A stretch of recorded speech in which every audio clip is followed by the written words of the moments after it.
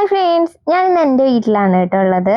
ഞങ്ങളുടെ അച്ഛമ്മയുടെ ആണ്ടാണ് ഇന്ന്. 36 വർഷമായി കേട്ടോ അച്ഛമ്മ മരിച്ചിട്ട്. ഞങ്ങളൊക്കെ ജനിക്കുന്നതിന് മുന്നേ അച്ഛമ്മ മരിച്ചതാണ്. അച്ഛച്ചയ്ക്കും അച്ഛമ്മയ്ക്കും 12 മക്കളാണ് കേട്ടോ. അതുകൊണ്ട് തന്നെ ഇങ്ങനത്തെ എന്തെങ്കിലും ചെറിയ പരിപാടി ആണെങ്കിലും കൂടി വീട് നിറയെ ആളുകളാണ് കേട്ടോ. വർഷത്തിൽ 2 തവണ ഇതുപോലെ അച്ഛച്ചന്റെയും അച്ഛമ്മയുടെയും ആണ്ട് ദിവസം ഞങ്ങൾ കൂടാറുണ്ട് കേട്ടോ. ആണ്ട് ദിവസങ്ങളിൽ രാവിലെ അമ്പലത്തിൽ പോയിട്ട് ബലിയിടും. ശേഷം അന്ന് വൈകിട്ട് നടത്തുന്ന ഒരു ചടങ്ങാണ് കേട്ടോ വെച്ചു കൊടുക്കൽ എന്നാണ് പറയാറ്. നെയ്യപ്പവും ചിക്കൻ കറിയാണ് കേട്ടോ ഇതിന് പ്രധാനമായിട്ടും വെച്ചു കൊടുക്കാറ്. പിന്നെ നമ്മൾ എന്തൊക്കെ ഫുഡാണോ അന്ന് ഉണ്ടാക്കുന്നത് അതൊക്കെ അതിന്റെ കൂടെ വെക്കാറുണ്ട്. അതിനുശേഷം നമ്മളെല്ലാവരും തൊഴുത് പ്രാർത്ഥിച്ച് അരിയും പൂവും ഇടാറുണ്ട് കേട്ടോ. കത്തിച്ച് വെച്ച വിളക്കിന്റെ അടുത്തേക്കാണ് അരിയും പൂവും ഇടുക. ഇങ്ങനെ ചെയ്യുന്നതിന്റെ പിന്നിലുള്ള മിത്തും കാര്യങ്ങളൊന്നും എനിക്ക് കൃത്യമായിട്ട് അറിയില്ല കേട്ടോ. നിങ്ങൾക്ക് അറിയാമെങ്കിൽ കമന്റ് ചെയ്യണേ. എന്തൊക്കെ പറഞ്ഞാലും ഇങ്ങനെയുള്ള ദിവസങ്ങളിൽ എല്ലാവരും കൂടെ ഒത്തുകൂടുമ്പോൾ നല്ല രസമാണ് കേട്ടോ. വീട് നിറയെ ആളുകളായിരിക്കും. സത്യം പറഞ്ഞാൽ ഞങ്ങളുടെ കൂട്ടത്തിലുള്ള പകുതി പേര് പോലും ഈ ഫ്രെയിമിലായിട്ടില്ല കേട്ടോ. എല്ലാരും കൂടെ വന്നു കഴിഞ്ഞാൽ ഒരു കല്യാണത്തിനുള്ള ആള് ഞങ്ങൾ തന്നെ ഉണ്ട്. അരിയും പൂവിട്ടതിന് ശേഷം വാതിലടച്ച് എല്ലാരും പുറത്തിറങ്ങി ഇരിക്കും കേട്ടോ. ശേഷം അവിടെ അകത്ത് നമ്മൾ വെച്ചു കൊടുത്ത ഭക്ഷണം പ്രസാദം പോലെ ഇതുപോലെ തരും കേട്ടോ.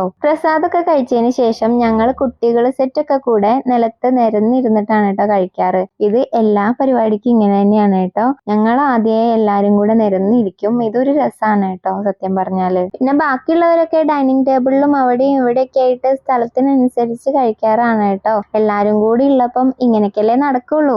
ഇന്ന് വിഭവങ്ങളായിട്ടുണ്ടായിരുന്നത് തേങ്ങാച്ചോറും നെയ്ച്ചോറും ചിക്കൻ കറിയാണ് കേട്ടോ. പിന്നെ നെയ്യപ്പം ഉണ്ടായിരുന്നു. ഇതെന്റെ ഏട്ടന്മാരുടെ മക്കളാണ് കേട്ടോ. ഇവർ രണ്ടുപേരും ഇരുന്നു എനിക്ക് അന്ന് കമ്പനി. സ്റ്റോൺ സിസർ പേപ്പർ എന്ന് പറഞ്ഞിട്ട് ഒരു ഗെയിം ഉണ്ട്. അവർ എന്നെ കൊണ്ട് അതൊക്കെ കളിപ്പിച്ചു കേട്ടോ. ഞാൻ ഫസ്റ്റ് ടൈം ആണ് ഇതൊക്കെ കളിക്കുന്നത്. ഞങ്ങളൊക്കെ ചെറിയ കുട്ടികളായിരിക്കുമ്പോ ഇതേപോലെ ഒത്തുകൂടുന്ന സമയത്ത് കളിച്ചിരുന്ന കളികളൊക്കെ എന്ന് പറഞ്ഞാല് കള്ളനും പോലീസും, ഈച്ച കൊട്ടാരം, കോഴിത്തല, ഇതൊക്കെയായിരുന്നു കളികൾ. എല്ലാ പരിപാടിയും കഴിഞ്ഞപ്പോഴത്തേക്ക് രാത്രി ഒരു 10-10:30 ആയിട്ടുണ്ടായിരുന്നു കേട്ടോ. ഓരോരുത്തരായിട്ട് യാത്ര പറയാൻ തുടങ്ങി. ഇത് അച്ഛന്റെ ഏറ്റവും ചെറിയ പെങ്ങളാണ് കേട്ടോ, ബീനാൻറ്റി. ആന്റിയാണ് ഫസ്റ്റ് പോവാറ് എല്ലാ തവണയും. കാരണം ആന്റിക്കാണ് ഏറ്റവും കൂടുതൽ ദൂരെ പോവാനുള്ളത്. ആന്റിയുടെ വീട് കൊപ്പം പുലാമന്തോളൊക്കെ അടുത്താണ് കേട്ടോ. പിന്നെ ഓരോരുത്തർ പോവാൻ തുടങ്ങി. ഇപ്പൊ ആ കാറിൽ പോയത് ഞങ്ങളുടെ വലിയ വല്യച്ഛനും പേരക്കുട്ടികളൊക്കെയാണ് കേട്ടോ.